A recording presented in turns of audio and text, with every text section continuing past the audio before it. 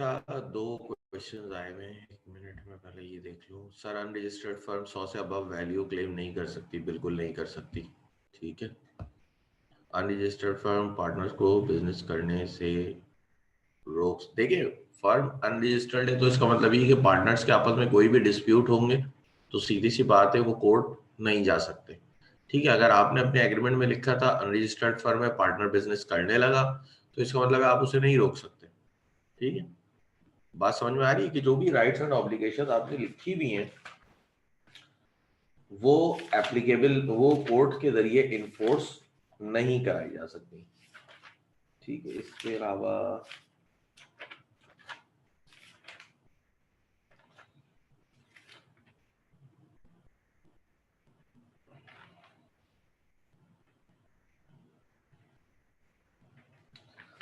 अच्छा, अब ये जो एक चीज और याद रखिएगा कि ये जो आपने डिसएडवांटेजेस पढ़े दर हकीकत अनरजिस्टर्ड फर्म के, तो एक तरह से ये रजिस्टर्ड फर्म के एडवांटेजेस बन जाएंगे। जैसे कि इसमें क्या था कि अनरजिस्टर्ड फर्म में कि थर्ड पार्टी के खिलाफ अनरजिस्टर्ड फर्म जो है वो कोर्ट ऑफ लॉ नहीं जा सकती। ठीक है। रजिस्टर्ड फर्म का एडवांटेज क्या बनेगा कि वो जा सकती है। ठीक है। इसी तरह अगर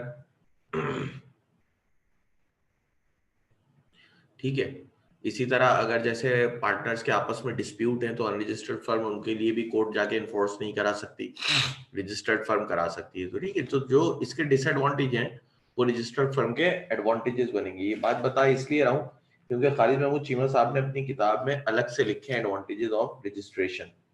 ठीक है। तो वो जो डिसएडवांटेज थे वही आपके एडवांटेजेस बन जाएंगे।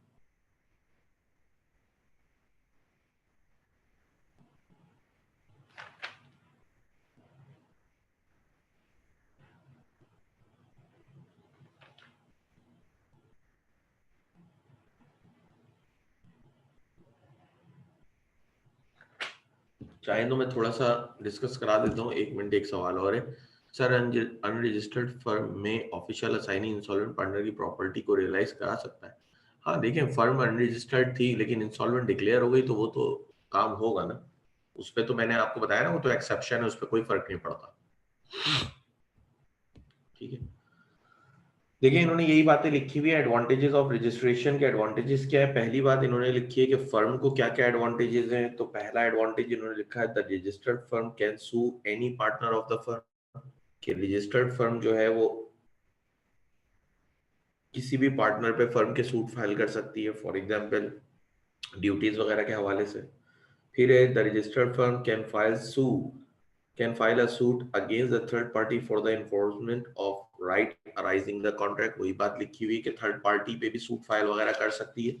फिर है, the registration increases the goodwill of the firm because the details about the firm are present with the registrar which can be obtained in case of need। ये फर्म की गुडविल भी बढ़ा देती है। ठीक है। फर्म की रेपुटेशन वगैरह सारी चीजें अच्छी करती है। क्यों? क्योंकि रजिस्टर्ड फर्म की तमाम डिटेल्स रजिस्ट्रार के पास मौजूद होती हैं, तो किसी भी वक्त रजिस्ट्रार से ऑन डिमांड की जा सकती है। The registered firm attracts large capital resources from, देखिए, पब्लिक इंटरेस्ट ज्यादा होता है रजिस्टर्ड फर्म पे। यही वजह है कि रजिस्टर्ड फर्म जो है वो लार्ज सोर्स ऑफ कैपिटल जो है वो गैदर कर सकती है। फिर मजीद the registered firm can claim adjustment for the third party. वही बात, जो भी थर्ड पार्टी के साथ आपका क्लेम निकल रहा होगा आप उसको एडजस्ट करा सकते हैं, जो कि हमने डिसएडवांटेज पढ़ा था अनरजिस्टर्ड फर्म का। लेकिन यहाँ पे ये रजिस्ट्रेशन का एडवांटेज है, क्लेम करा सकते हैं। फिर है, the registered firm enjoy some concession in income tax. ठीक है। ये पॉइंट आप छोड़ दें, ये इनकम टैक्स से लिंक है कि किस तरह से वो एंजॉय करती है, किस तरह से आप एंजॉय नहीं करती।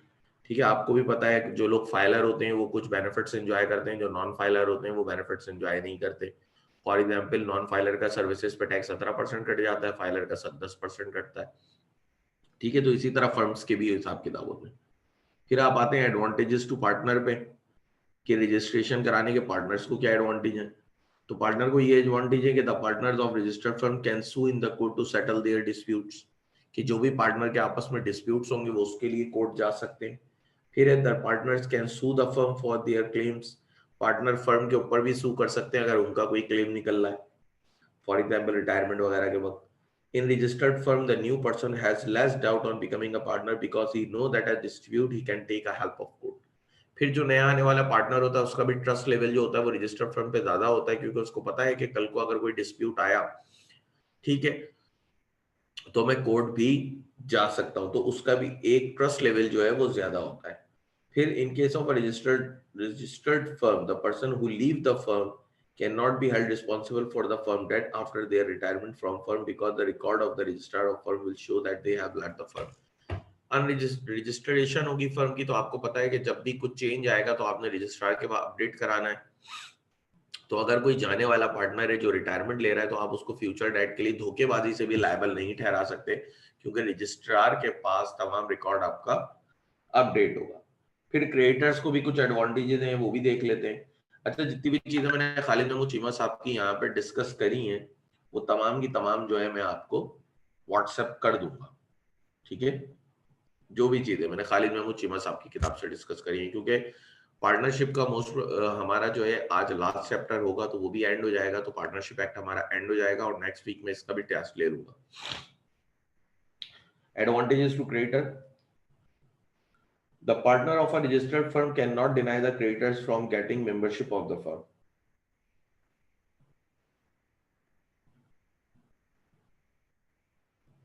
देखिए जी, जो भी पार्टनर्स हैं रजिस्टर्ड फर्म के, वो क्रेडिटर को डिनाई नहीं कर सकते कि हम जो है वो इस फर्म के मेंबर नहीं है. फिर मजीद, the creditor of a firm can hold all the partner liable for the payment of their debts due by the firm. अच्छा जी, जो क्रेडिटर्स को एडवांटेजेस है, इसको मैं इतना ज्यादा इसलिए फोकस नहीं करूंगा क्योंकि ये अनरजिस्टर्ड फर्म में भी आपको याद होगा कि आपने पढ़ा हुआ है कि क्रेडिटर जो है वो सूट फाइल करने जा सकता है. थर्ड पार्टी मतलब क्रेडिटर ही हुआ ना, तो वो सूट फाइल करने जा सकता है, तो उसके पास वो एडवांटेज उसके अंदर भी है. तो ये रजिस्ट्रेशन का या नॉन रजिस्ट्रेशन का चक्कर नहीं है, क्रेडिटर को हमेशा लॉन एडवांटेज दिया हुआ है इस सूरत में. ठीक है, दोनों सूरत हाल में उसके पास एडवांटेजेस मौजूद है. तो आप अगर बात करें तो एडवांटेजेस टू पार्टनर्स की बात करें या एडवांटेजेस टू फर्म की बात करें, तो फर्म के पास एडवांटेज होता है, लेकिन क्रेडिटर के बाद तो आपको पता है कि नॉन रजिस्ट्रेशन में भी हमने ये देखा था कि क्रेडिटर तो हमारे खिलाफ जा सकता है, लेकिन हम क्रेडिटर के खिलाफ नहीं जा सकते, कोर्ट ऑफ लॉ. ठीक है, कोर्ट. तो यहाँ पे इसका कोई वो नहीं है. मजीद इसमें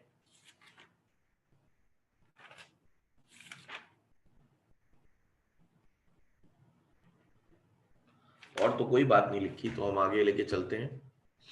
अच्छा, आप लोगों को जो टेस्ट दिया था वो आप लोग आज शाम तक सॉल्व कर लिएगा, क्योंकि शाम में मैं उसके आंसर शेयर करा दूंगा आप लोगों को.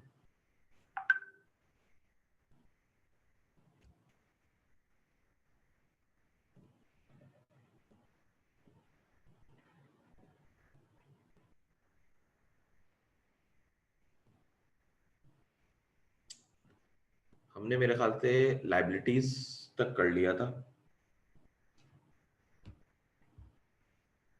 हाँ, इनकमिंग एंड आउटगोइंग पार्टनर से स्टार्ट होगा, क्योंकि लाइबिलिटीज से हमने कर लिया था.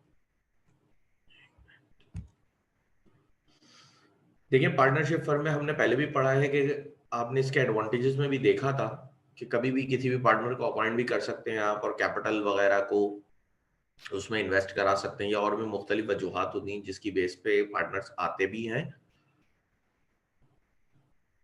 और पार्टनर जाते भी रहते हैं. ठीक है, पार्टनर आ भी जाते हैं और पार्टनर चले भी जाते हैं, जो भी वजह हो सकती है. तो इसके बारे में भी पढ़ लेते हैं. देखें, इनकम, इसको भी दो हिस्सों में पढ़ेंगे. एक तो इनकमिंग पार्टनर है, दूसरा आउटगोइंग पार्टनर है. इनकमिंग पार्टनर न्यू एडमिशन है. ठीक है, subject to the contract between the partners, no person can be admitted as a partner into a firm without the consent of all existing partners. देखिए, पहली बात तो उन्होंने लिख दी सब्जेक्ट टू द कॉन्ट्रैक्ट. इसका मतलब है पार्टनर्स आपस में ये कॉन्ट्रैक्ट कर सकते हैं कि भाई अगर टोटल 5 पार्टनर है और मेजोरिटी चाहे कि नया बंदा पार्टनर अपॉइंट हो जाए, तो नया बंदा पार्टनर अपॉइंट हो सकता है. मतलब यहाँ पे लॉ ने आपको रिलैक्सेशन दे दिया.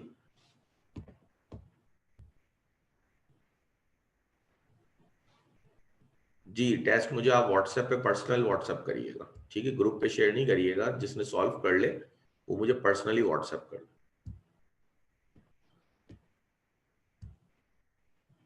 वैसे तो मैं आपको आंसर ग्रुप पे शेयर कराऊंगा.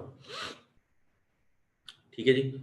तो इनकमिंग एंड आउटगोइंग पार्टनर्स की पहली बात तो यही हो गई, subject to the contract between partners के लॉ ने पार्टनर्स को रिलैक्सेशन दे दी कि अगर वो चाहें तो वो किसी भी तरह का कॉन्ट्रैक्ट आपस में कर सकते हैं किसी भी पार्टनर के एडमिशन के लिए। फॉर एग्जांपल वो कह सकते हैं कि सिर्फ मेजॉरिटी चाहेगी तो पार्टनर अपॉइंट हो जाएगा, या दो जो सीनियर पार्टनर है वो चाहेंगे तो पार्टनर अपॉइंट हो जाएगा, ठीक है।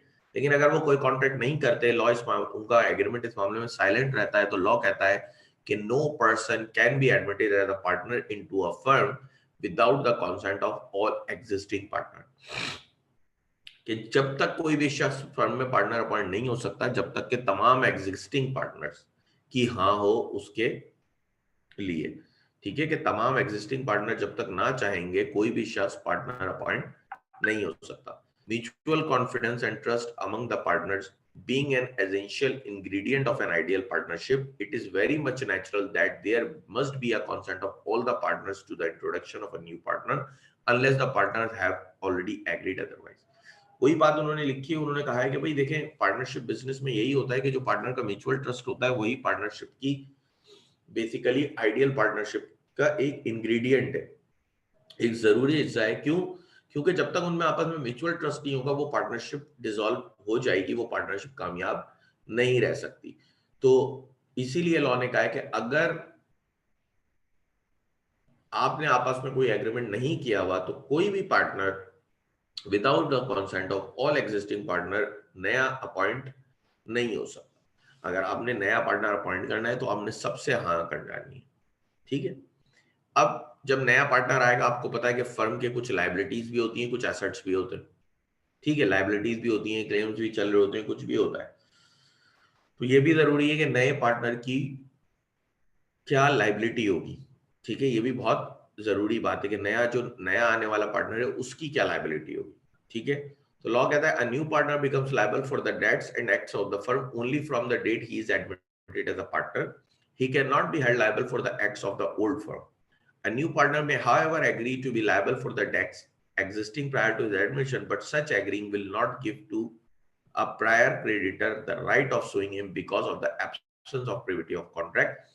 He will be liable to the other co-partner only. The creditor can make him liable if he had agreed with them expressly or impliedly for being liable towards them for the past debt. अब ये बड़े काम की बात है। देखिए उसकी liability जज करने का तरीका क्या है। पहली बात तो ये हो गई कि फॉर एग्जाम्पल अगर एक पार्टनर 10 जनवरी 2020 को अपॉइंट हो रहा है नया, और आपका बिजनेस जो है वो पिछले 10 सालों से चल रहा था, लेकिन नया पार्टनर आपने अपॉइंट किया 10 जनवरी 2020 से, तो 10 जनवरी 2020 से जो फ्यूचर डेट्स हैं उनके लिए नया पार्टनर लायबल होगा, पास्ट डेट्स के लिए, पुराने डेट्स के लिए पार्टनर लायबल नहीं होगा। ये तो लॉ ने एक रूल ऑफ थंब बता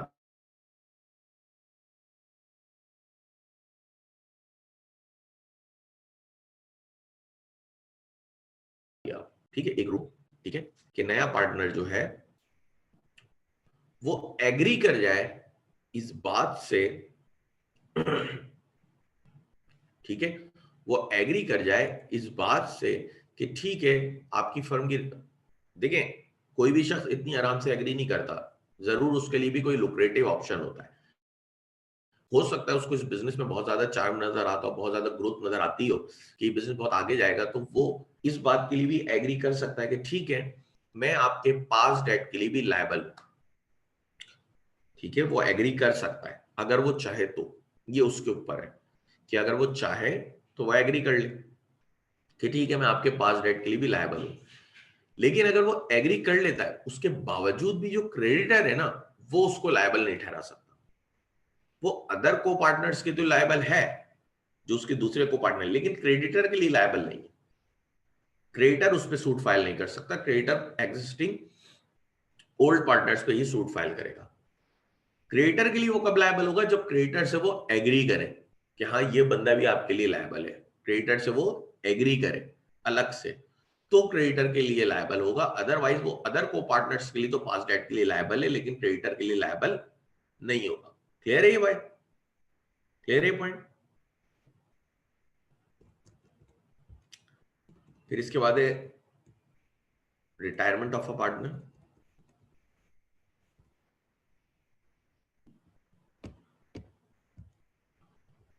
अच्छा जी, रिटायरमेंट ऑफ अ पार्टनर क्या है?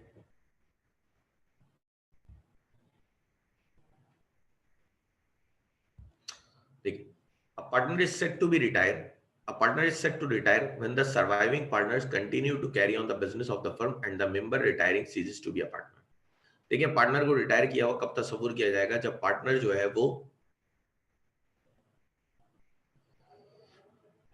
है वो फर्म से अपना नाता तोड़ ले, अपनी पार्टनरशिप खत्म कर दे और आपके जो सर्वाइविंग पार्टनर है वो बिजनेस को कंटिन्यू रखें, तो हम कहते हैं रिटायरमेंट है। क्योंकि देखिए अगर पूरा बिजनेस ही खत्म कर रहे हैं तो वो रिटायरमेंट नहीं हो रही, वो तो वाइंड अप हो रहा है, वो रिटायरमेंट नहीं हो रही। रिटायरमेंट तब होती है जब आप फर्म से अपना बिजनेस खत्म, अपनी पार्टनरशिप खत्म कर दें, लेकिन जो आपके सर्वाइविंग पार्टनर्स हैं, जो रिमेनिंग पार्टनर्स हैं, वो बिजनेस को कंटिन्यू रखे हुए, ये चीज कहलाती है retirement.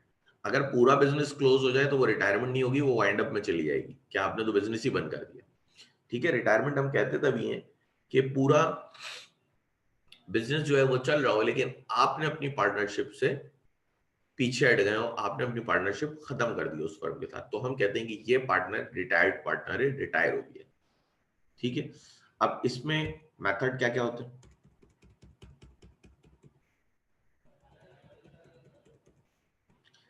In case of a particular partnership, a partner may retire with the consent of all other partners unless otherwise agreed. ठीक है, in case of partnership at will, a partner may retire by giving a notice in writing to all the other partners of his intention to retire unless otherwise agreed. देखें, दो तरह की partnership हमने पढ़ी थी, एक पढ़ी थी पर्टिकुलर पार्टनरशिप, एक पढ़ी थी विल। विल का हमें पता है अपनी मर्जी पे चल रही होती है, कभी भी उसको आप खत्म भी कर सकते हैं और कभी भी आप उसको चला भी सकते हैं। ठीक है, पर्टिकुलर पार्टनरशिप का हमने पढ़ा था कि भाई ये एक लिमिटेड टाइम के लिए या एक स्पेसिफिक टास्क के लिए, एक पर्टिकुलर टास्क के लिए फॉर्म होती है जो कि फिक्स पीरियड के लिए होता है। ठीक है, अगर पर्टिकुलर पार्टनरशिप है तो पार्टनर रिटायर होगा तमाम पार्टनर के कॉन्सेंट से। ठीक है, अगर पर्टिकुलर पार्टनरशिप है तो तमाम पार्टनर के कॉन्सेंट से पार्टनर रिटायर होगा। हाँ, कुछ और बात आपस में एग्री हुई है तो वो एक अलग बात है, लेकिन लॉ कहता है कि अगर पर्टिकुलर पार्टनरशिप है तो तमाम पार्टनर के कॉन्सेंट से ही पार्टनर रिटायरमेंट ले सकता है, अदरवाइज वो रिटायरमेंट नहीं ले सकता। हाँ, लॉ ने आपको ये रिलैक्सेशन दी कि आप चाहें तो कोई दूसरा कॉन्ट्ररी एग्रीमेंट, कोई बात एग्री कर सकते हैं, लेकिन अगर पार्टनरशिप एट विल है तो यहाँ पे लॉ ने कहा हुआ है कि पार्टनर जब चाहे एक रिटर्न नोटिस देके रिटायरमेंट ले सकता है तमाम पार्टनर्स को। ठीक है, हाँ, यहाँ पे भी आपने एग्री किया हुआ था कि भाई कोई भी पार्टनर इतने साल से पहले रिटायरमेंट नहीं ले सकता या कोई भी पार्टनर रिटायरमेंट नहीं ले सकता, तो वो एक अलग बात है। लेकिन लॉ दोनों सूरत हाल में कहता है कि अगर साइलेंट एग्रीमेंट, तो पहली बात कि पर्टिकुलर पार्टनरशिप है, पर्टिकुलर पार्टनरशिप में तमाम पार्टनर के कॉन्सेंट से पार्टनर रिटायर होगा, और अगर आपकी विल पार्टनरशिप है तो तमाम पार्टनर्स को रिटायरिंग नोटिस देके इन रिटर्न पार्टनर रिटायरमेंट ले सकता है। दोनों मेथड मौजूद है। रिटायरिंग पार्टनर की क्या लायबिलिटी होगी, क्योंकि वो तो जा रहा है। A retiring partner continues to be liable for the acts of the firm done before his retirement. He may, however, free himself from the liability towards third party for the debts of the firm incurred before his retirement by an agreement with such third parties and the partner of the reconstituted firm, discharging the outgoing partner from all liabilities. ठीक है, the remaining partners alone cannot give this freedom to the retiring partner. He may be discharged only if the creditors agree. देखें जी, पहली बात तो retiring partner में एक काम की बात यह है कि रिटायरिंग पार्टनर भी जो होगा वो अब जब तक उसकी रिटायरमेंट डेट है उससे पहले वाले तमाम डेट्स के लिए वो लायबल होता है। ठीक है, वो उससे पहले वाले तमाम डेट्स के लिए लायबल होता है। हाँ, वो अपनी लायबिलिटी को खत्म करा सकता है अगर थर्ड पार्टी को वो एग्री कर ले। यही लिखा हुआ है, free himself from his liability towards third parties for the debts of the firm incurred before his retirement by an agreement with such third parties and the partner of the reconstituted firm discharging the outgoing partner from all liability. ठीक है, कि तमाम partner और third party अगर ये decide करेंगे ठीक है ये बंदा रिटायर हो रहा है, अब ये पास डेट के लिए भी लायबल नहीं है, तो वो पार्टनर पास डेट के लिए लायबल नहीं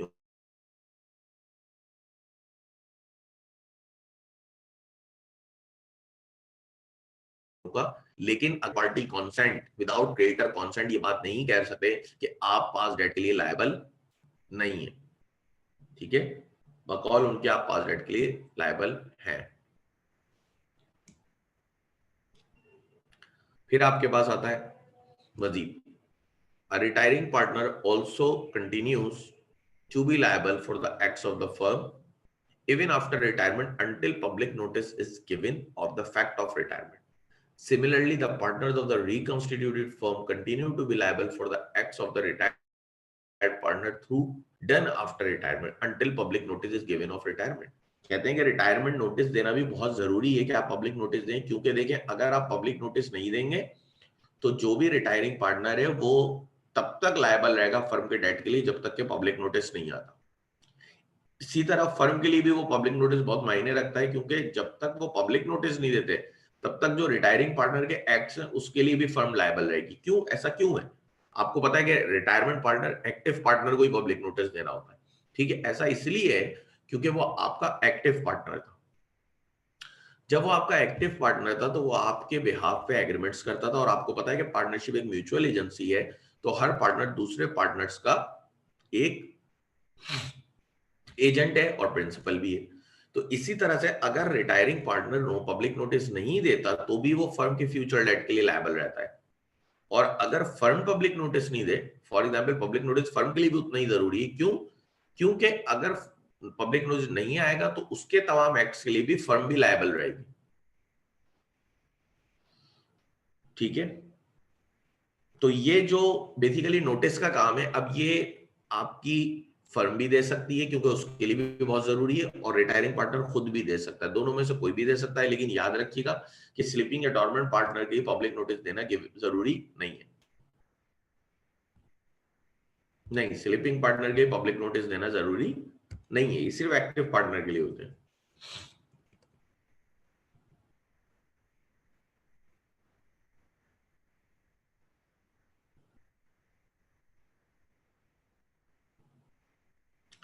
देखिए, ये समझे rule of misjoinder of parties, the rule of law that separate suit for separate contract and hence no two distinctly liable parties can be sued under one suit is known as the rule of misjoinder of parties। कहते हैं कि भाई अगर दो cases हैं तो दोनों के लिए अलग अलग दो इश्यूज हैं, दो डेट हैं, दोनों के लिए अलग अलग सूट फाइल करो। Separate suit for separate contract, ठीक है, सेपरेट सूट होता है सेपरेट कॉन्ट्रैक्ट के लिए, and has no two distinctly liable parties can be suit under one. इसीलिए अगर दो अलग अलग पार्टीज हैं तो वो कभी भी एक सूट के अंदर लायबल नहीं होती। यही कहलाता है rule of misjoinder of parties. ठीक है, कि आप सेपरेट फुल सूट फाइल करेंगे सेपरेट कॉन्ट्रैक्ट के लिए, और दो मुख्तलिफ पार्टियों को एक सूट के अंदर आप नहीं ला सकते। ये क्यों पढ़ लें, अभी हम देखते हैं आगे।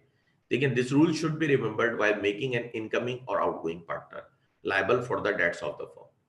ठीक है, ये रूल रखना जरूरी क्यों है? क्योंकि हमारे पास पार्टनर आ भी रहा है और पार्टनर चला भी जाता है, मतलब एडमिशन भी होता है और रिटायरमेंट भी होती है। इसलिए ये चीज बड़ी जरूरी है कि सेपरेट फूड सेपरेट कॉन्ट्रैक्ट। क्योंकि देखें, बड़ी काम की बात है, जब एक पार्टनर नया आता है तो भी आपका कॉन्ट्रैक्ट चेंज होता है। फॉर एग्जाम्पल, पहले एक फर्म में 5 पार्टनर थे, छठा पार्टनर अपॉइंट हो गया तो कॉन्ट्रैक्ट चेंज होगा। इसी तरह अगर एक फर्म में 5 पार्टनर थे, एक पार्टनर चला गया तो 4 बचे, अब उनके लिए भी कॉन्ट्रैक्ट बदलेगा। ठीक है, उनके लिए भी नया कॉन्ट्रैक्ट बनेगा। तो ये बड़ा जरूरी होता है कि सेपरेट सूट आप सेपरेट कॉन्ट्रैक्ट के लिए रखेंगे। देखें आगे, देखें, for example, if A B C and D are partners and D retires without giving public notice and E is admitted to the partnership on the same very day, that is on 1st July 2007। ठीक है जी, कह रहे हैं कि ए B C D जो थे वो partner थे, डी ने रिटायरमेंट ले ली लेकिन पब्लिक नोटिस नहीं दिया, और ई उसी तारीख को आपके पार्टनर अपॉइंट हो गए जो कि है 1st July 2007। An innocent creditor who advances money to the firm after 1st July 2007, ठीक है, can make all of them A, B, C, D and E individually liable or existing partners। ठीक है, that is A, B, C and E jointly liable। He cannot make A, B, C, D and E jointly liable in one suit because all of them were never partners of the same partnership at one time। ठीक है जी, आगे क्या लिखते हैं कि एक innocent creditor था who advances money to the firm after 1 July 2007 can make all of them A, B, C, D and E individually liable or existing partner A, B, C and E jointly liable. ठीक है, अब समझने की बात क्या है, देखिए आपकी जो पार्टनरशिप है ना उसमें A, B, C और D थे। हुआ क्या कि डी ने रिटायरमेंट ली और ई ने एडमिशन लिया। इसका मतलब है कभी भी ये पांचों एक साथ पार्टनर नहीं रहे, क्योंकि डी जा रहे थे और ई आ रहे थे। पांचों बंदे कभी भी एक साथ पार्टनर नहीं रहे। ठीक है, तो अगर एक इनोसेंट क्रेडिटर है, एक इनोसेंट क्रेडिटर है और उसने आपको कुछ एडवांस दे दिया, 1 जुलाई को डी गए और ई आए, इसका मतलब है पांचों एक साथ तो कभी भी पार्टनर नहीं रहे। या तो A B C D partner रहे या ए बी सी और ई पार्टनर रहे, कभी भी एक साथ पांचों के पांचों पार्टनर नहीं रहे। एक क्रेडिटर था जिसने इस फर्म को 1 जुलाई को जब ये एडमिशन और रिटायरमेंट हुई है तो क्रेडिट दे दिया या एडवांस दे दिया लोन। अब यहां पे क्रेडिटर क्या कर सकता है, देखिए सेपरेट सूट होता है फॉर सेपरेट कॉन्ट्रैक्ट। वो एक साथ ए बी सी डी और ई को एक ही कॉन्ट्रैक्ट में लायबल, एक ही सूट में लायबल नहीं ठहरा सकता। वो क्या कर सकता है, वो या तो ए बी सी डी और ई को अलग अलग लायबल ठहराएगा, अलग अलग सूट फाइल कर, या वो क्या कर सकता है, वो एक काम कर सकता है कि ए बी सी और ई को लायबल ठहरा सकता है। वो कभी भी पांचों को अंडर वन सूट नहीं ला सकता, क्योंकि कभी भी ये पांचों एक साथ फर्म में पार्टनर नहीं रहे। या तो वो सबको अलग अलग करेगा या वो जो एग्जिस्टिंग पार्टनर है वो उन्हीं पे सूट फाइल करेगा। वो ये नहीं कर सकता कि एक ही सूट फाइल कर दे ए बी सी डी और ई के ऊपर। क्यों? क्योंकि separate suit for separate contract. एक कॉन्ट्रैक्ट पहले था जो ए बी सी डी के बीच में था पार्टनरशिप का, और उसके बाद एक कॉन्ट्रैक्ट तब आया जो ए बी सी और ई के बीच में बना पार्टनरशिप। कभी भी पांचों एक साथ एक वक्त में पार्टनरशिप फर्म के पार्टनर नहीं रहे, इसीलिए आप इनको एक सूट के अंदर नहीं ला सकते। या तो आप अलग अलग कर लें या आप क्या करें, आप जो एग्जिस्टिंग पार्टनर है उन पे ज्वाइंटली अप्लाई कर दें। क्लियर है ये पॉइंट?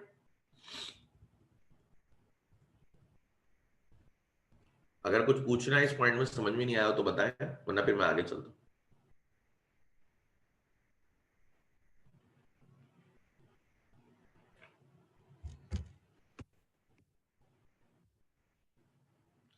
ठीक है जी, नेक्स्ट हम आगे बढ़ते हैं। रिस्ट्रिक्शन, एक मिनट, एक सवाल आ गया है, अगेन समझा दें। देखिए रूल ऑफ मिसजॉइंडर क्या कहता है, वो दर हकीकत कहता है कि आपने सेपरेट सूट फाइल करना है सेपरेट कॉन्ट्रैक्ट के लिए। ठीक है, अब बात को समझना।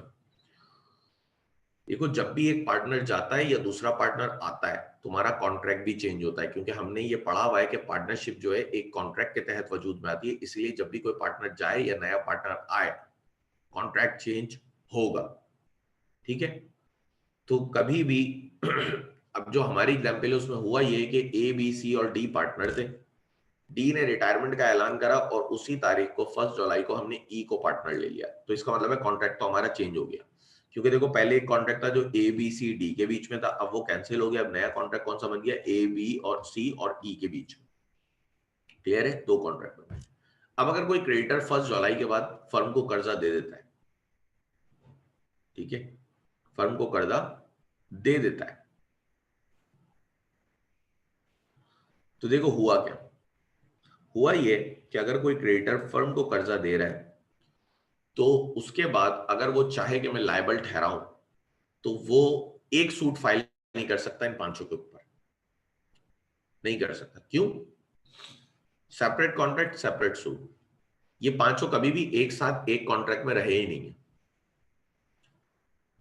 या तो ए बी सी डी रहे कॉन्ट्रैक्ट में या ए बी सी और ई रहे कॉन्ट्रैक्ट में, कभी भी ये पांचों एक वक्त में एक कॉन्ट्रैक्ट में नहीं रहे, दो कॉन्ट्रैक्ट में रहे अलग अलग पार्टीज। ठीक है, तो कभी भी क्रेडिटर भी जो है वो सेम एक सूट के अंदर इन पांचों को एक साथ लायबल ठहरा ही नहीं सकता। वो लायबल ठहराएगा अलग अलग या तो सबको अलग अलग सूट फाइल कर दे, या क्या कर सकता है, जो एग्जिस्टिंग पार्टनर है उन पे सूट फाइल कर सकता है। कभी भी एक साथ सबको सूट फाइल नहीं कर सकता। क्यों? वजह क्या? वजह यही है कि ये एक कॉन्ट्रैक्ट का पार्ट नहीं रहेगा। जब ये एक कॉन्ट्रैक्ट का पार्ट नहीं रहे, इनके कॉन्ट्रैक्ट सेपरेट थे, पहले अलग चार के बीच में था, उसके बाद अलग चार के बीच में था, तो आपका सूट भी अलग अलग होना है, या आपने एग्जिस्टिंग पार्टनर पे करना है। आप सिंगल सूट पे काम नहीं कर सकते। ठीक है। अब इसी तरह restriction imposed on retiring partner. Retiring partner पे क्या क्या रिस्ट्रिक्शंस होती हैं? Section 36 has imposed the following restriction on retiring partners. देखिए जी, रिटायरिंग पार्टनर पे कुछ रिस्ट्रिक्शंस होती हैं। पहली होती है, क्योंकि जब पार्टनर रिटायर हो रहा होता है तो उसके ऊपर लॉ भी कुछ पाबंदियां लगाता है। क्या क्या होती हैं? पहली पाबंदी तो आपकी होती है, he must not use the name of the firm although he has a right to carry on a competing business. ठीक है, उसके भाई राइट है कि वो इसके कंपटीशन का बिजनेस कर सकता है। अगर उसके भाई ये राइट भी है, उसके बाद भी वो फर्म का नेम यूज नहीं कर सकता, क्योंकि फर्म का नेम यूज नहीं करेगा तो ज्यादा अच्छा है। फर्म का नेम यूज करेगा तो लगेगा क्या? फर्म की ब्रांच। इसलिए लॉ ने इसीलिए कहा है कि ठीक है, आपके पास अगर राइट भी है कि आप कॉम्पिटिंग बिजनेस कर सकते हैं, तो भी आप फर्म का नेम यूज नहीं कर सकते जिस फर्म में आप काम कर रहे थे। दूसरा, he can not represent himself to the public as carrying of the on the business of the firm as a branch or otherwise agree. वो अपने आप को फर्म का ही ये वो अपने बिजनेस को ऐसे रिप्रेजेंट नहीं कर सकता जैसे कि ये फर्म की कोई ब्रांच है या कोई एजेंसी वगैरह उसने ले ली। ठीक है, ऐसी कोई भी हरकत नहीं कर सकता। He must not canvass the old customers of the firm. वो पुराने कस्टमर्स को भी इनवाइट नहीं कर सकता। खुद से कोई आ जाए अलग बात है, इनविटेशन देके नहीं बुला सकता। जो फर्म के कस्टमर थे वो फर्म के ही हैं। ठीक है, खुद से आ रहा है अलग बात है, इनवाइट नहीं कर सकता। ठीक है, मजीद आगे बढ़े। Some of these restriction however may be remove by a contract between the outgoing partners and the other partner. On the other hand, additional restriction may be imposed by means of a contract. कहते हैं कि ये तो law ने restrictions बताई हैं, लेकिन अगर आप चाहें तो इसमें कमी बेशी भी कर सकते हैं और इसमें ज्यादती भी कर सकते हैं। मतलब ज्यादा भी कर सकते हैं और कम भी कर सकते हैं, आपके ऊपर है। लॉ ने आपको यहाँ पे भी अलाउ कर दिया है कि हमने तो आपको तीन चीजें बता दी कि भाई ना वो फर्म का नाम यूज कर सकता है भले वो कॉम्पिटिंग बिजनेस कर रहा हो, ना वो अपने आप को पब्लिक को ऐसे रिप्रेजेंट कर सकता है कि मैं फर्म की कोई ब्रांच वगैरह खोल के बैठा हूँ, ना ही वो फर्म के ओल्ड कस्टमर्स को इन्वाइट कर सकता है। ठीक है, लेकिन लॉ ने आगे ये भी कह दिया कि हाँ ये तो हमने बता दिया, लेकिन बात ये है कि अगर आप चाहें तो इसमें आगे पीछे कर सकते हैं, बढ़ा भी सकते हैं और इस रिस्ट्रिक्शंस को कम भी कर सकते हैं। Right of retiring partner in certain cases share subsequent profits. देखिए, अब जब पार्टनर रिटायर हो रहा है तो लाजमी बात है पार्टनर के रिटायरमेंट के बाद भी कुछ प्रॉफिट तो मिलेगा। तो पार्टनर के क्या क्या राइट है ये देख लेते हैं। उस प्रॉफिट में अगर पार्टनर का कोई राइट बनता है तो उसको देख लेते हैं, क्योंकि प्रॉफिट तो होगा फर्म को। If any member of a firm ceases to be a partner and the business of the firm is carried on without any final settlement of accounts with him, then in the absence of a contract to the contrary, he or his legal representative has the option either. कहते हैं कि अगर देखिए, जब भी एक शख्स retired होता है, जैसे कि फॉर एग्जांपल आप जॉब पे हैं और आप जॉब छोड़ते हैं, तो आपकी एक फाइनल सेटलमेंट बनती है जिसमें आपकी जी ग्रेजुएटी भी आ जाती है, पीएफ भी आ जाती है, लास्ट सैलरी भी आ जाती है, लीव इनकैशमेंट भी होती है, और बाकी कोई बोनस वोनस कुछ भी चीज हो, जो भी आपके कंपनी से पैसे निकलते होते हैं, वो पूरी एक फाइनल सेटलमेंट बनती है। इसी तरह जब कोई पार्टनर रिटायर होगा तो उसकी भी एक फाइनल सेटलमेंट होगी ना भाई, कि जो जो आज तक प्रॉफिट हुए उनमें जो शेयर थे या जो उसने कैपिटल लगाया है वो कैपिटल आप दें। ठीक है, ये तमाम चीजें इस तरह की आपकी बनती हैं। तो जब भी कोई पार्टनर रिटायर होता है और आप उसकी फाइनल सेटलमेंट नहीं करते तो वो सब्सिक्वेंट प्रॉफिट में भी हिस्सेदार बन जाता है, वो या उसका लीगल रिप्रेजेंटेटिव, उनके पास ये ऑप्शन आ जाता है। सब्जेक्ट टू द कॉन्ट्रैक्ट लिखा हुआ, इसका मतलब है अगर कोई कॉन्ट्रैक्ट टू द कॉन्ट्रैक्ट, कोई कॉन्ट्राडिक्टेड कॉन्ट्रैक्ट आपने किया हुआ जो इस बात से इत्तेफाक नहीं रखता तो वो अलग बात है। लेकिन लॉ ये कहता है कि अगर कॉन्ट्रैक्ट टू द कॉन्ट्ररी आपके बीच नहीं हुआ हुआ और इसके अलावा अगर कोई भी शख्स रिटायरमेंट लेता है और आप उसकी सेटल नहीं करते अकाउंट्स को, उसको पेमेंट नहीं करते, तो उसके पास ये ऑप्शन आ जाता है, उसके पास उसके लीगल रिप्रेजेंटेटिव के पास, दोनों के पास ये ऑप्शन आ जाता है। To claim such share of profits made since he ceased to be a partner as may be attributable to the use of his share of the property of the firm। ठीक है, मजीद जो subsequent profit हुआ है भाई, क्योंकि देखें आपका capital अगले ने वापस नहीं करा जब आपने रिटायरमेंट ली, इसका मतलब क्या है, आपका कैपिटल बिजनेस में यूज हो रहा है। जब कैपिटल बिजनेस में यूज हो रहा है तो यकीनन कुछ प्रॉफिट भी जनरेट करने में उसकी हिस्सेदारी है। तो कहते हैं कि आप पार्टनर के पास ये राइट है कि या तो वो सब्सिक्वेंट प्रॉफिट में हिस्सा मांगे, क्योंकि अभी तक आपने मेरी फाइनल सेटलमेंट नहीं करी है, इसलिए सब्सिक्वेंट प्रॉफिट में आप हिस्सा दें, और उसी रेशो से दें जिस रेशो से हम ऑलरेडी कैपिटल शेयर करते थे, प्रॉफिट शेयर करते थे। या दूसरा ऑप्शन क्या है कि 6% इंटरेस्ट क्लेम करे जो भी उसका सेटलमेंट फर्म के ऊपर रुकी हुई है। दोनों में से कोई भी एक काम कर सकता है कि वो या तो रिटायरमेंट के बाद सब्सिक्वेंट शेयर ले सकता है प्रॉफिट में, या आपका 6% इंटरेस्ट क्लेम करेगा। ठीक है, दोनों में से कोई भी काम वो कर सकता है।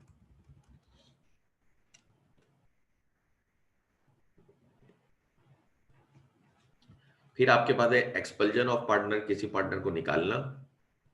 ठीक है, a partner may be expelled from a firm by majority of the partner only. पहली बात तो ये याद रखिएगा कि कभी भी आप किसी पार्टनर को निकाल नहीं सकते सिवाय इन केसेस, सिवाय इन केसेस के आप कभी भी किसी पार्टनर को निकाल नहीं सकते। ठीक है, a partner may be expelled from a firm by majority of partner only if the power to expel has been conferred by a contract between the partners। कि आपने एक्सपेल की पावर पार्टनर्स को दी हुई हो। फॉर एग्जांपल आप लोगों ने देखे हर पार्टनर का तो ये राइट होता है, हमने पढ़ा है कि उसको right not to be expelled, कि उसको निकाला नहीं जाएगा। लेकिन अगर आप लोगों ने कॉन्ट्रैक्ट ऐसा बनाया था कि आपने लिखा हुआ था कि अगर मेजॉरिटी पार्टनर चाहेगी तो पार्टनर को निकाल भी सकती है, तो पार्टनर को निकाला जा सकता है। या दूसरा क्या है, सच अ पावर ओनली इफ। अच्छा, ये दोनों कंडीशंस का पूरा होना जरूरी है, क्योंकि देखिए बीच में एंड आ रहा है। ठीक है, इसका मतलब है दोनों कंडीशन। तो पहली क्या, कॉन्ट्रैक्ट ने ये अलाउ किया कि मेजॉरिटी ऑफ पार्टनर जो है वो पार्टनर को निकाल सकती हो, और दूसरा such a power has been exercise in good faith for the benefit of the firm. और ये भी हो कि जो पावर आप निकालने की एक्सरसाइज कर रहे हैं वो इसलिए कर रहे हैं कि फर्म के लिए बेहतर है।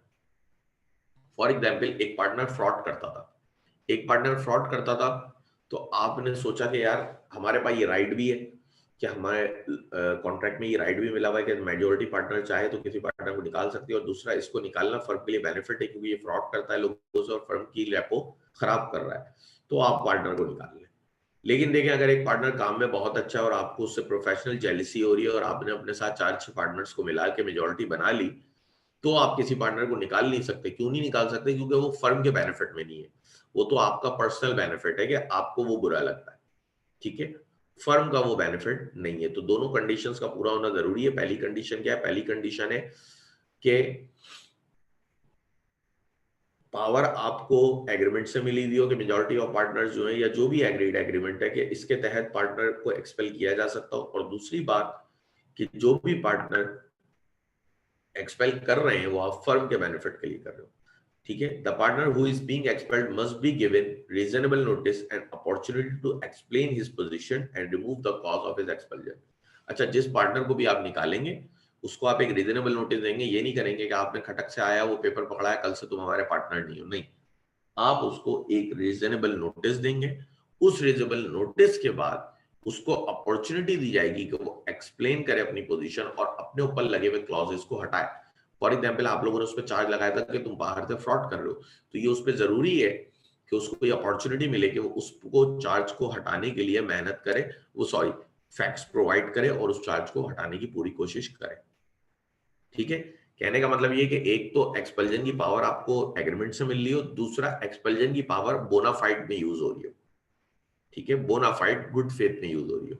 If the expulsion is mala fide the same is void and the irregularly expelled partner will not cease to be a partner, he may get himself reinstated with the help of the court. Of course he cannot claim any damages for wrong expulsion। ठीक है, कह रहे हैं कि अगर expulsion आपने मेलाफाइट करी, वही मैं जो बात कह रहा था कि एक शख्स काम में अच्छा है, आपको प्रोफेशनल जेलिसी हुई, आपने लोगों को मिलाया, आपने कहा इसको निकालो, ठीक है, अगर कोई शख्स काम में अच्छा है, आपको प्रोफेशनल जेलिसी हो रही है, तो ये एक्सपल्जन एक मेलाफाइड एक्सपल्जन है और इसको कोर्ट खत्म करेगा और उस बंदे को वापस पार्टनर ले आएगा। वो अलग बात है कि जो भी आपका एक्सपेल्ड पार्टनर था जिसको आपने रॉन्गफुली निकाला था, वो आपसे कोई डैमेज क्लेम नहीं कर सकता। अच्छा, एक और बात याद रखिएगा कि अगर आपने एक्सपेल करा है किसी पार्टनर को, दोनों बातें पूरी करके कि एक तो आपके पास पावर भी थी, दूसरा आपके पास इंटेंशन भी बोनाफाइड थी, तो जो भी राइट्स एंड लाइबिलिटीज है पार्टनर की वो बिल्कुल सेम वैसे ही होंगी जैसे कि अभी हम ऊपर रिटायरिंग पार्टनर की पढ़कर आ रहे हैं कि जी फ्यूचर डेट के लिए लायबल होगा और ये तमाम चीजें बिल्कुल सेम होंगी, सेटलमेंट वगैरह 6% इंटरेस्ट वगैरह ये सारी चीजें सेम होंगी। ठीक है, फिर आते हैं हम इंसॉल्वेंसी ऑफ अ पार्टनर पे। अगर कोई पार्टनर इंसॉल्वेंट हो जाता है,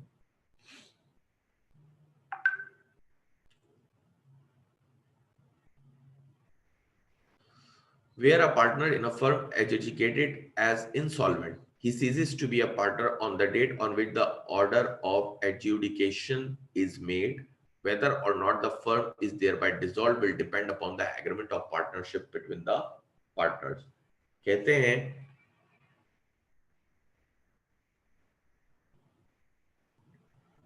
कहते हैं कि अगर कोई पार्टनर इनसॉल्वेंट डिक्लेयर हो गया, देखिए हमें ये पता है कि पार्टनरशिप भी एक कॉन्ट्रैक्ट है और ये भी पता है कि इनसॉल्वेंट पार्टनर किसी भी कॉन्ट्रैक्ट का पार्ट नहीं रह सकता क्योंकि वो डिस्क्वालिफाइड बाय लॉ है।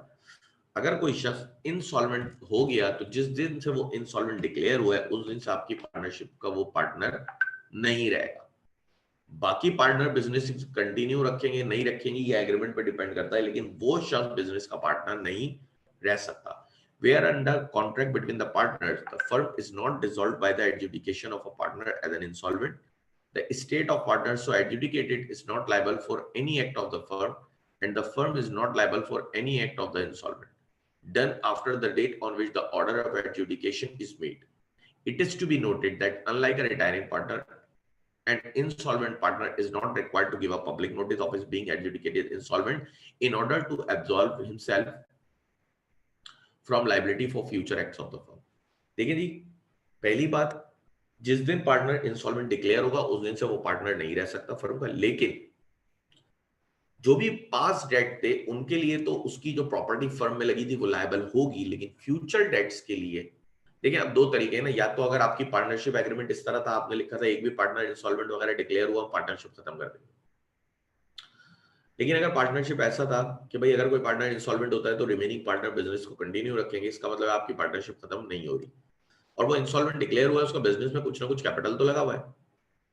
ठीक है, तो जो भी उसका कैपिटल वगैरह लगा हुआ है और वो इंसॉल्वेंट डिक्लेयर होता है और आपकी पार्टनरशिप कंटिन्यू रहती है, तो वो भी कैपिटल जो उसका प्रॉपर्टी है फर्म के अंदर वो फ्यूचर डेट के लिए लायबल नहीं होगी। ना ही फर्म के, यही लिखा हुआ is not liable for any act of the firm and the firm is not liable for any act of the insolvent, और फर्म भी इंसॉल्वेंट के लिए लायबल नहीं होगी। अच्छा, एक और बात याद रखिएगा कि रिटायरिंग पार्टनर की तरह इंसॉल्वेंट पार्टनर को पब्लिक नोटिस देना जरूरी नहीं है, उसको रिक्वायर्ड नहीं है कि वो पब्लिक नोटिस दे और अपने आप को फर्म के फ्यूचर एक्ट से बचाए, नहीं, उसको कोर्ट ने इंसॉल्वेंट डिक्लेयर करा उसको पब्लिक नोटिस देना जरूरी नहीं है। मजीद the insolvent partner share in the firm assets will be used for firm debt first and whatever remains will be utilised for the insolvent partner debts.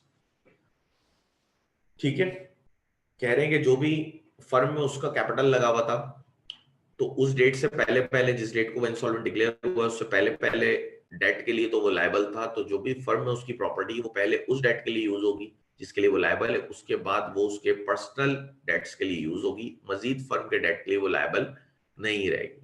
ठीक है, क्योंकि आपको पता है इंसॉल्वेंट पार्टनर फ्यूचर डेट के लिए लायबल नहीं होगा, तो वो पास डेट में पहले यूटिलाइज होगी, बाद में उसके पर्सनल डेट के लिए यूटिलाइज होगी और इसको पब्लिक नोटिस देना भी रिक्वायर्ड नहीं। Death of a partner, although on the death of a partner a firm is dissolved, but if the other partners so agree the firm may not be dissolved। कहते हैं कि death of a partner पे firm तो dissolve हो जाती है, लेकिन अगर बाकी पार्टनर नहीं है, एग्रीमेंट ने उनको इजाजत दी हुई है, तो वो चाहे तो फर्म को डिसॉल्व ना करें। Where a firm is not dissolved, the state of a deceased partner, sir insolvent के बाद अदर पार्टनर्स पार्टनरशिप को कंटिन्यू करना चाहते हैं तो वो न्यू एग्रीमेंट बनेगा जी। बेसिकली आप नेक्स्ट चैप्टर में पढ़ेंगे कि ये रिकॉन्स्टिट्यूशन हो रही है फर्म की, कि रिमेनिंग पार्टनर एक नया एग्रीमेंट बनाएंगे, क्योंकि पुराने वाले में तो उस पार्टनर के भी राइट्स ड्यूटीज, तब तो वो इंसॉल्वेंट हो गया, आपका पार्टनर रहा ही नहीं, तो आपको चेंज करना पड़ेगा। ठीक है, तो उसी एग्रीमेंट को आप रिकॉन्स्टिट्यूट करेंगे।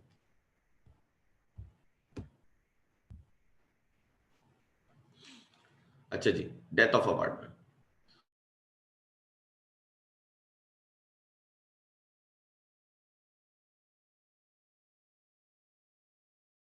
Although on the death of a partner,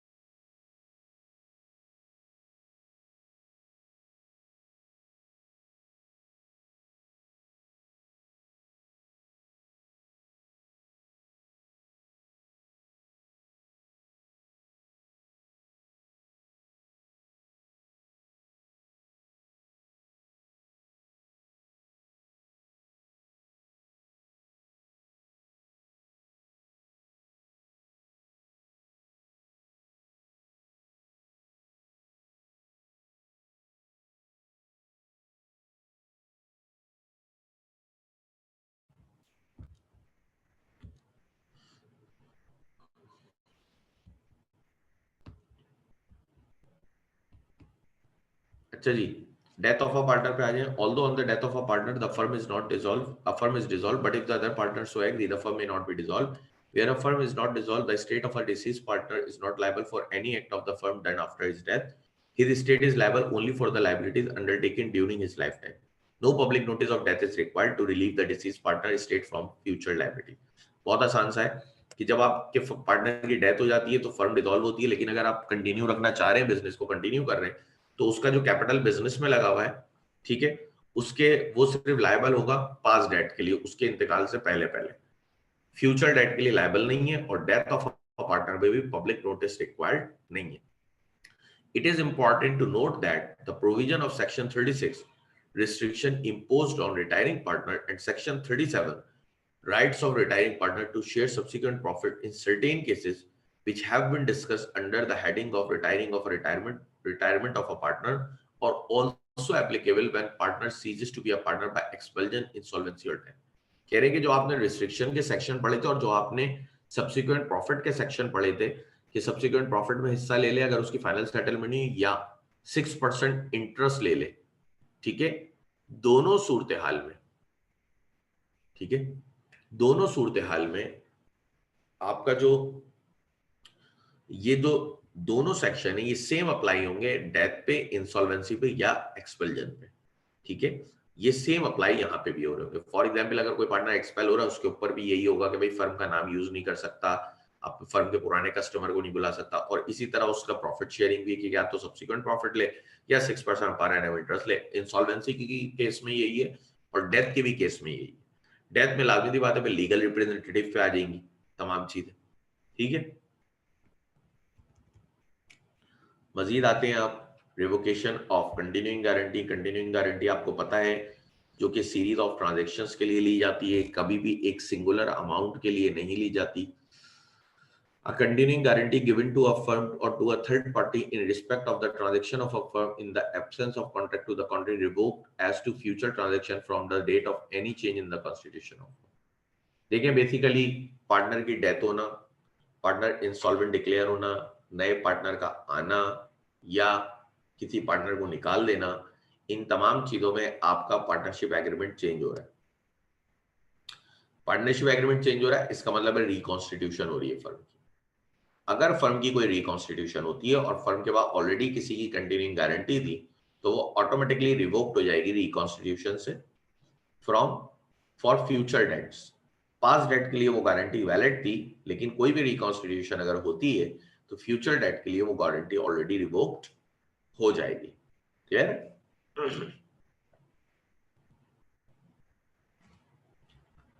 अब ये देखें म्यूचुअल राइट्स एंड ड्यूटीज।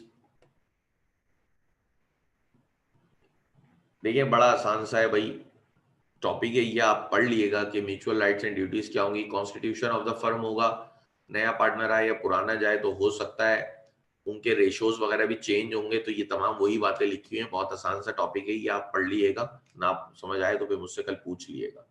इसके साथ आपका ये चैप्टर एंड हो जाता है और हम अपने नेक्स्ट चैप्टर पे चलेंगे, जो कि लास्ट चैप्टर भी है आपके पार्टनरशिप एक्ट का, डिसोल्यूशन ऑफ पार्टनरशिप फर्म।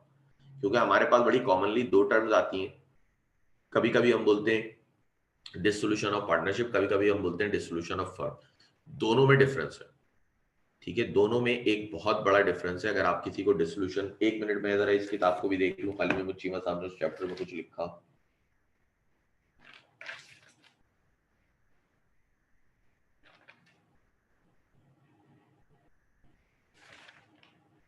नहीं लिखा हुआ, ठीक है।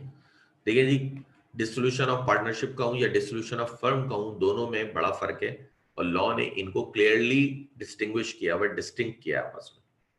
देखिए डिसोल्यूशन ऑफ पार्टनरशिप होता है एग्रीमेंट का डिसॉल्व होना, ठीक है, आपका एग्रीमेंट जो है वो खत्म हो जाए। Section 39 provide that the dissolution of partnership between all the partners of a firm is called the dissolution of firm। देखें आपका जब भी एग्रीमेंट रिकॉन्स्टिट्यूट होता है, इसको हम कहते हैं डिसोल्यूशन ऑफ पार्टनरशिप। नया पार्टनर आया, एग्रीमेंट चेंज हो गया, पुराने पार्टनर की डेथ हो गई, एग्रीमेंट चेंज हो गया, पुराना पार्टनर इंसॉल्वेंट हो गया, एग्रीमेंट चेंज हो गया, रिटायर हो गया, एग्रीमेंट चेंज हो गया, ये तमाम क्या है, रिकॉन्स्टिट्यूशन ऑफ फर्म। ये चीज कहलाती है डिसोल्यूशन ऑफ पार्टनरशिप, ठीक है। डिसोल्यूशन ऑफ फर्म क्या कहलाता है, ये देखें कि तमाम पार्टनर्स के बीच में जो ताल्लुकात हैं वो खत्म हो जाए और फर्म पूरी तरह से वाइंड अप हो जाए, तो हम कहते हैं कि ये हुआ है डिसोल्यूशन ऑफ फर्म, ठीक है। आगे पढ़े, लिखा हुआ है पहला लिखा था कि dissolution of partnership between all the partners of a firm is called the dissolution of firm. अगर तमाम पार्टनर के बीच में डिसोल्यूशन ऑफ पार्टनरशिप हो तो हम कहते हैं कि फर्म का फर्म डिसॉल्व हो गई, इसका मतलब है कि आपने बिजनेस ही बंद कर दिया।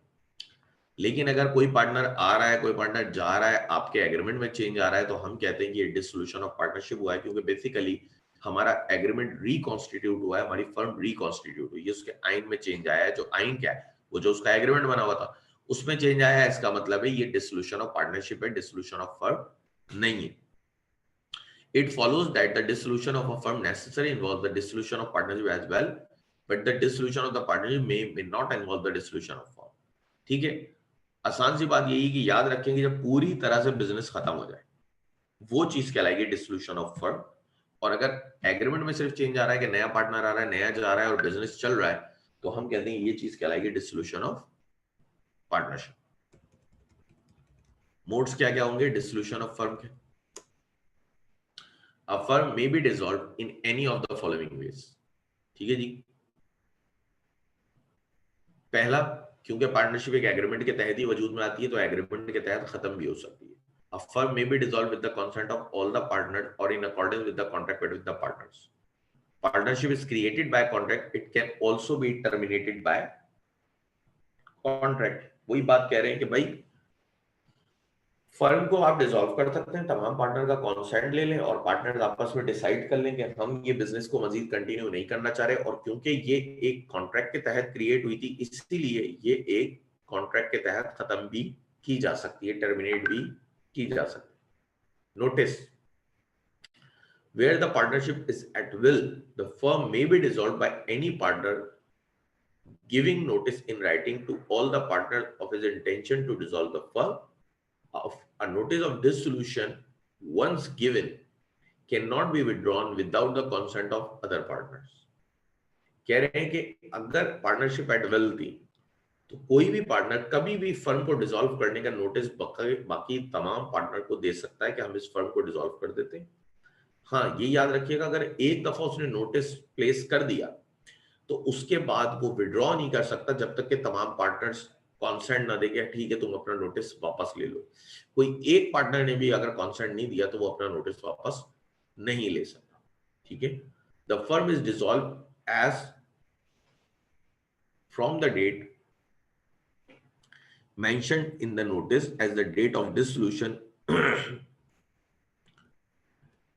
ठीक है, फर्म को डिसॉल्व कर सकते हैं आप उस डेट के साथ जो कि मेंशन होगी नोटिस ऑफ डिसोल्यूशन पे, if no date is so mentioned as from the date of communication of the notice. Notice पे जो डिसॉल्व की डेट आपने लिखी होगी उस डेट पे हम लेंगे डिसोल्यूशन डेट को। लेकिन अगर कोई डेट नहीं लिखी तो जिस दिन उस नोटिस की कम्युनिकेशन कंप्लीट हुई है उस दिन को हम लेंगे कि ये जो है डिसोल्यूशन डेट। और वो कम्युनिकेशन की डेट क्या होती है? जिस दिन नोटिस सामने वाले पार्टनर्स की नॉलेज में आ जाए वही कम्युनिकेशन डेट है। आपने नोटिस लिखा अपनी ड्रॉअर में रखा हुआ है, इसकी नोटिस की कम्युनिकेशन नहीं हो रही, आपने नोटिस प्लेस किया, उनके नॉलेज में बात आई, ये कम्युनिकेशन डेट है। ठीक है, तो भी फर्म डिसॉल्व हो सकती है। On the happening of certain contingencies,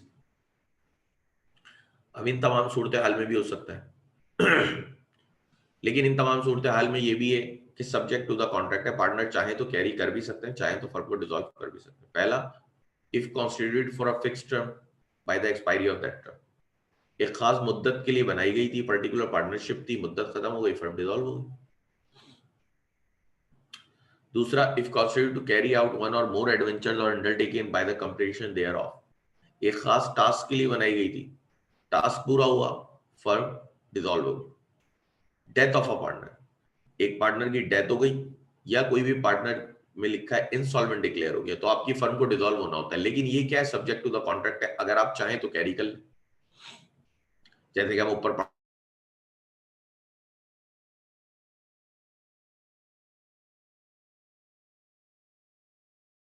पढ़कर आ रहे हैं, क्या कर रहे हैं?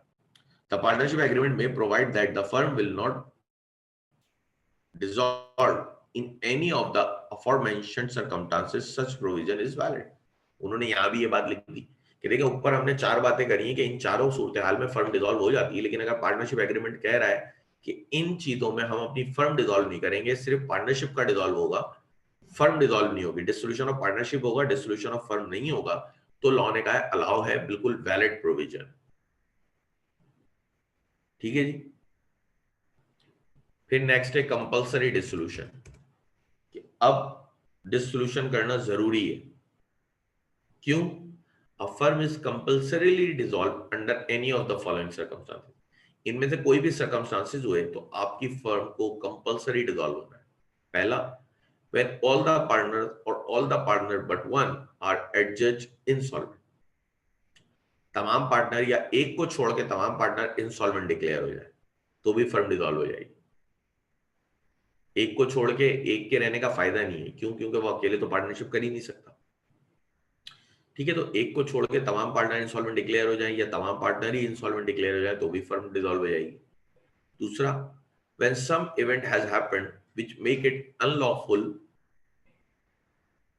for the business of the firm to be carried on for the partners to carry it on a partnership, कोई भी ऐसा इवेंट हैपन हो गया जिसने इस बिजनेस को अनलॉफुल बना दिया या पार्टनरशिप के लिए मसला कर दिया पार्टनर्स के लिए कि वो अपनी पार्टनरशिप को कैरी कर सकें। देखिए फॉर एग्जांपल आप कोई ऐसा बिजनेस करते थे, आप लोग पॉलिथीन बैग्स बनाते थे, लॉ ने उसको इलीगल डिक्लेयर कर दिया, अब आपका फर्म को तो कंपलसरी डिसॉल्व होना है, खत्म होना है, क्योंकि लॉ ने इस पे पाबंदी लगा दी।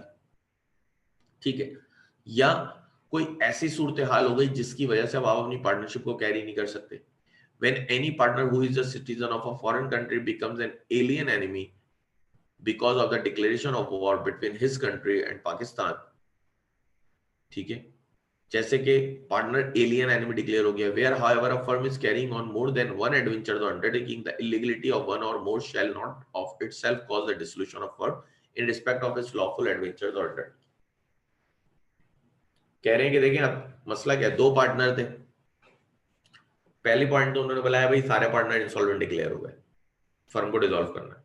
दूसरा बताया कोई ऐसा इवेंट डिक्लेयर हो गया जिसकी वजह से फर्म का बिजनेस अनलॉफुल डिक्लेयर हो गया, तो भी फर्म को डिसॉल्व करना है। लेकिन अगर फर्म एक से ज्यादा बिजनेस करती है, फॉर एग्जाम्पल वो पॉलिथीन बैग्स भी बनाती है, वो बॉक्सेस भी बनाती है, कागज के, गत्ते के, सॉरी, ठीक है, या कार्टून भी बनाती है, ये तमाम चीजें फर्म करती है, तो ठीक है, पॉलिथीन बैग वाला बिजनेस इलीगल हुआ है ना, बाकी बिजनेस तो सही है, तो फर्म डिसॉल्व नहीं होगी। इसी तरह अगर दो ही पार्टनर थे और आपका पार्टनर जो है वो एलियन एनिमी डिक्लेयर हो गया, तो भी आपकी फर्म डिसॉल्व होगी।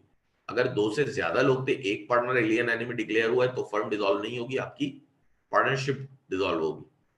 ठीक है, फिर डिसोल्यूशन बाय कोर्ट।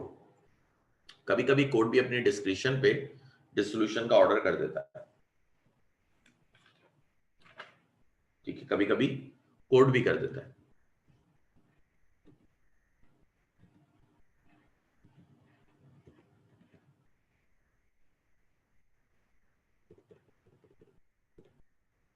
कैसे? Dissolution of a firm by the court is necessitated when there is a difference of opinion between the partners regarding the matter of dissolution। देखिए, dissolution of a firm by the court कभी कभी जरूरी हो जाता है जब partners के opinion difference हो जाए, डिफरेंट ओपिनियन पे पार्टनर आ जाए डिसोल्यूशन को लेकर। ठीक है, for example where one of the partner has become insane, some of the partner may be willing to continue the firm and share profit with the insane partner, while the other partners may be insisting on the dissolution of firm। Obviously in these circumstances intervention by the court become necessary। ठीक है जी, कह रहे हैं कि कभी कभी सूरत हाल ऐसी हो जाती है कि कोर्ट को डिसोल्यूशन के मैटर में जरूरी हो जाता है फर्म को डिसॉल्व करना। ठीक है, जैसे कि उन्होंने कहा कि एक पार्टनर जो है वो इंसेन हो गया, पागल हो गया। अब बिजनेस के कुछ पार्टनर तो चाह रहे हैं कि इंसेन पार्टनर को शेयर ऑफ प्रॉफिट देते रहेंगे और पार्टनर बना के रखें। ठीक है, लेकिन आपके बाकी पार्टनर कह रहे हैं कि नहीं भाई, बिजनेस को डिसॉल्व कर दें, आप खत्म कर दें। अब ये डिस्प्यूट हो गया, ऐसी सूरत हाल में कोर्ट की इंटरवेंशन बड़ी जरूरी हो जाएगी कि कोर्ट ने अपना पॉइंट करना है, अपना डिसीजन देना है, उसकी इंटरवेंशन बहुत जरूरी है। On receiving the petition for the dissolution of the firm, the court is not bound to decree dissolution and it enjoys complete discretion in this matter। It may or may not order for the dissolution of the firm depending on the merits of each case। अब होगा क्या, देखिए dispute arise हुआ है, dispute हुआ, कुछ partner कह रहे हैं भाई इस पागल पार्टनर के साथ बिजनेस को कैरी करते हैं और हम डिसॉल्व, इसको शेयरिंग प्रॉफिट दे रहेंगे। कुछ पार्टनर कह रहे हैं नहीं जी, फर्म को खत्म करें, डिसॉल्व करें और हमको भी आजाद करें। अब क्या हुआ, कोर्ट में पिटीशन फाइल हो गई। जब पिटीशन फाइल हुई तो अब कोर्ट की इंटरवेंशन आ गई और ये प्योरली कोर्ट की डिस्क्रिप्शन होगी, वो दोनों के मेरिट्स देखेगा, दोनों के फैक्ट्स देखेगा और उसके बाद फैसला करेगा कि डिसॉल्व करनी है कि नहीं करनी। जो वो अपनी डिक्री देगा, जो अपना फरमान देगा, वो दोनों के मेरिट्स देख के देगा, केसेस के पॉइंट्स, वो फैक्ट्स देखेगा कंप्लीट और फिर उसके बाद बताएगा कि फर्म डिसॉल्व करनी है कि नहीं करनी। Section 44 enumerates the various grounds on which a petition may be made to the court for the dissolution of the firm। ठीक है, the section lays down that the suit of a partner the court may dissolve a firm or any of the following grounds। कहते हैं कि ये जो मजीद हम आगे बात करेंगे सेक्शन 44 के तहत, ये वो ग्राउंड है जहां पे कोर्ट में पिटीशन फाइल हो जाती है और कोर्ट इन पे शायद डिसोल्यूशन के ऑर्डर दे भी सकता है या नहीं भी दे सकता। पहला था insanity. When a partner becomes insane, in this case, the section permits not only any of partner but also the next friend of the insane partner to file the suit for the dissolution of the firm। Insanity की सूरत में भी court में petition file हो जाती है dissolution के लिए, और ना सिर्फ रिमेनिंग पार्टनर कर सकते हैं जो आपके पार्टनर्स थे इंसेन पार्टनर के, बल्कि उसका कोई लीगल रिप्रेजेंटेटिव या उसका दोस्त भी कर सकता है, जो भी उसका नेक्स्ट टू किन होगा वो कर सकता है। ठीक है, क्या आप ये फर्म को डिसॉल्व कर दें। परमानेंट इनकैपेसिटी,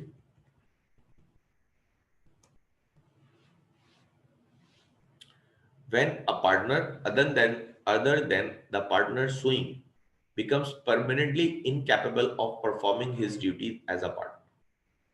जो पार्टनर सूट फाइल कर रहा है उसके अलावा कोई पार्टनर जो परमानेंट इनकैपेबल हो गया कि वो अपनी ड्यूटीज वगैरह सरंजाम नहीं दे सकता, तो भी फर्म को डिसॉल्व करने की पिटीशन आप फाइल कर सकते हैं। ठीक है, कि आपका कोई पार्टनर जो है वो अब मजीद अपनी ड्यूटीज को परफॉर्म नहीं कर सकता किसी भी वजह से, कोई डिसेबिलिटी हो गई या कोई दूसरे सीन हो गया जिस परमानेंट इनकैपेसिटी में आ गया, तो सीधी सी बात है आप मजीद सूट फाइल कर सकते हैं कि ये फर्म को डिसॉल्व किया जाए। Misconduct, when a partner other than the partner suing is guilty of misconduct which is likely to affect prejudicially the carrying on the business of the firm, it is not necessary that the misconduct which is made the ground of dissolution should be connected with the partnership business। ठीक है, conviction for travelling without ticket. ठीक है, पहली बात देखें, कोई भी misconduct हुआ, फॉर एग्जाम्पल आप देखें जब बिजनेस करते हैं ना तो आपकी एक रेपुटेशन होती है। कोई मिसकंडक्ट किसी पार्टनर ने किया, जो पार्टनर सूट करेगा उसके अलावा ही यकीनन कोई पार्टनर होगा, सूट करने वाला खुद तो करेगा नहीं। ठीक है, अगर किसी पार्टनर ने सूट फाइल किया और उसके अलावा क्यों किया, क्योंकि उसके बिजनेस के किसी पार्टनर से कोई मिसकंडक्ट हुआ, वो मिसकंडक्ट कुछ भी हो सकता है, वो बिजनेस से लिंक भी हो सकता है। ठीक है, या कोई भी चीज हो सकती है, फॉर एग्जाम्पल वो लोगों में फ्रॉड करता फिर रहा था, या जनाब वो जो है कोई विदाउट टिकट ट्रैवलिंग कर रहा था जिसकी वजह से बिजनेस के रैपो में फर्क आ रहा है, मीडिया में आ रहा है लिखा हुआ। ठीक है, या दूसरे पार्टनर्स की फैमिली के साथ कुछ गलत हरकत कर रहा है। ठीक है, ऐसी कोई भी हरकत वो कर रहा है, ठीक है, ऐसा कोई भी मिसकंडक्ट वो कर रहा है, ठीक है, तो भी आप कोर्ट में पिटीशन फाइल कर सकते हैं कि फर्म को डिसॉल्व कर दिया जाए। परसिस्टेंट ब्रीच ऑफ एग्रीमेंट, कोई भी पार्टनरशिप बिजनेस में अगर कंटिन्यूअसली ब्रीच ऑफ एग्रीमेंट हो रहा है, जैसे when a partner other than the partner suing commits frequently breaches of the partnership agreement or otherwise so conduct himself in matters relating to the business that other partner find it impossible to carry on the business in the partnership firm with him, taking away the books of account using firm monies for his private debts, कुछ भी। अगर एक partner है वो continue agreement का bridge कर रहा है, ड्यूटीज से वायलेट कर रहा है, फॉर एग्जांपल उस ड्यूटी में नहीं है कि वो कोई भी प्रोडक्ट वगैरह परचेज कर सकता है, लेकिन वो फर्म के लिए परचेज कर रहा है, फर्म के अकाउंट से पैसे निकाल के अपने घर ले जाता है, कोई भी ऐसी हरकतें कर रहा है जिसकी वजह से बाकी पार्टनर्स को लग रहा है कि भाई ये इतना ज्यादा एग्रीमेंट का वायलेशन करता है कि हम इसके साथ बिजनेस को कैरी नहीं कर सकते, तो भी कोर्ट में पिटीशन फाइल कर सकते हैं कि ये बिजनेस को डिसॉल्व किया जाए। ट्रांसफर ऑफ इंटरेस्ट, आपको पता है पार्टनरशिप फर्म में ट्रांसफर नहीं होता इंटरेस्ट कभी भी। When a partner other than the partner suing has transferred the whole of his interest in the firm to a third party or has allowed his share to sold in execution of a decree, transfer or assignment of property, transfer or assignment of partner's interest does not by itself dissolve the firm, but the other party may apply to the court to dissolve the firm if such a transfer occurs। अगर कोई भी partner transfer कर देता है interest किसी third party को, तो भी फर्म को डिसॉल्व करने की पिटीशन दाखिल की जा सकती है, क्योंकि आपको पता है कि ट्रांसफर ऑफ इंटरेस्ट पार्टनरशिप में अलाउ नहीं होता। ठीक है, वो अलग बात है पार्टनर कहे कि मेरा प्रॉफिट आप इसको दे दें, लेकिन अगर वो मसला भी है तो वो भी सिर्फ उस शख्स का और पार्टनर का मसला है। ठीक है, थर्ड पार्टी और पार्टनर के बीच का लेना देना है। फेस ऑफ इंटरेस्ट कौन है, वो पार्टनर खुद है। ठीक है, वो ट्रांसफर नहीं कर सकता, लेकिन वो कर रहा है, ऐसा कुछ भी हरकत कर रहा है, असाइनमेंट कर रहा है अपना इंटरेस्ट किसी थर्ड पार्टी के उसमें, तो भी फर्म को डिसॉल्व करने की पिटीशन ना सिर्फ पार्टनर कर सकते हैं बल्कि वो पार्टी भी कर सकती है जिसको उसने ट्रांसफर कर दिया इंटरेस्ट। फिर कंटिन्यूअस लॉसेस, बिजनेस में बहुत ज्यादा लॉस हो रहे हैं, मुस्तकिल लॉस हो रहे हैं, अब आप नहीं चाह रहे कि इस बिजनेस को कैरी किया जाए और बाकी पार्टनर भी नहीं मान रहे म्यूचुअल। देखिए कोर्ट आप जाएंगे कब? कोर्ट आप जाएंगे तभी जब आप म्यूचुअली एग्री नहीं कर पाएंगे। लॉ ने शुरू में ही आपको कह दिया था कि बाय एग्रीमेंट, कि आप एग्रीमेंट के थ्रू भी कर सकते हैं। तो अगर ऐसी भी सूरत हाल है और आपके पास एग्रीमेंट का ऑप्शन है तो आप आपस में भी सेटल कर सकते हैं कि ठीक है हम पार्टनरशिप फर्म को डिसॉल्व कर देते हैं बाय एग्रीमेंट। कोर्ट आप जाएंगे कब? जब भी जाएंगे जब आपकी आपस में डिस्प्यूट हो और आप एक पॉइंट पे ना बैठ रहे हो। ठीक है कि कुछ अब जैसे बिजनेस में कंटिन्यूअस लॉसेज हो रहे हैं, कुछ पार्टनर कह रहे हैं नहीं अगले 2-3 साल और देख लो, कुछ बोल रहे हैं नहीं भाई क्या हो गया पिछले 8 साल से लॉस में, कितना लॉस बर्दाश्त करेंगे। ठीक है, तो वो चले जाते हैं। फिर इसके बाद है just and equitable. When any on other ground the court considered it just and equitable that the firm should be dissolved. For example, if partners are not on speaking terms. इसके अलावा भी अगर कोर्ट कभी भी consider करे just and equitable grounds के ऊपर कि आज इंसाफ का तकाजा यही कहता है कि इस बिजनेस को डिसॉल्व कर दिया जाए, जैसे कि कोई पार्टनरशिप फर्म है वो लोगों से बड़े कमिटमेंट करती है और उनको पूरा नहीं करती, उसके खिलाफ कोई कोर्ट वोर्ट में केस हो गया, कोर्ट ने देखा यार ये तो इनकी मामूल की रूटीन है कि कमिटमेंट करते हैं और पूरे नहीं करते, ठीक है, तो कोर्ट ने कहा ठीक है फर्म को डिसॉल्व कर दो। ठीक है, कोर्ट ने कहा फर्म को डिसॉल्व कर दो। तो ये भी एक ग्राउंड है कि कोर्ट जो भी ग्राउंड चाहे वो दे सकता है जहां पे उसको लगे कि इंसाफ का तकाजा कहता है कि फर्म को डिसॉल्व किया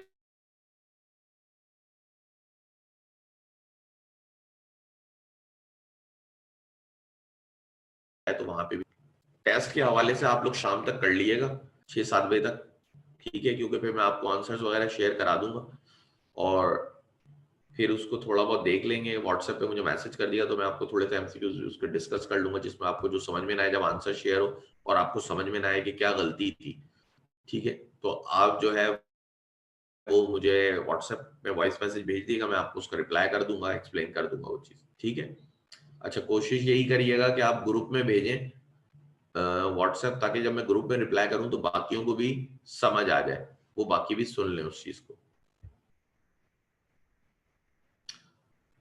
लास्ट था जस्ट एंड इक्विटेबल ग्राउंड्स। मैं दोबारा बता देता हूं कि ये जो ऊपर आपने ग्राउंड्स पढ़े थे, इंसेनिटी, मिसकंडक्ट, ये तमाम के अलावा भी अगर कोर्ट को लगे कभी कि भाई इस फर्म को डिसॉल्व हो जाना चाहिए तो कोर्ट उसको ऑर्डर कर सकता है डिसॉल्व कर दो। जैसे कि एक फर्म है वो लोगों से कमिटमेंट करती है लेकिन पूरे नहीं करती, कोई कोर्ट में चला गया उसके खिलाफ, तो कोर्ट को लगा कि भाई ये तो इनके मामूल की रूटीन है कि ये कमिटमेंट करते हैं और पूरे नहीं करते, तो कोर्ट ऑर्डर दे सकता है कि आप अपनी फर्म खत्म करें, डिसॉल्व करें।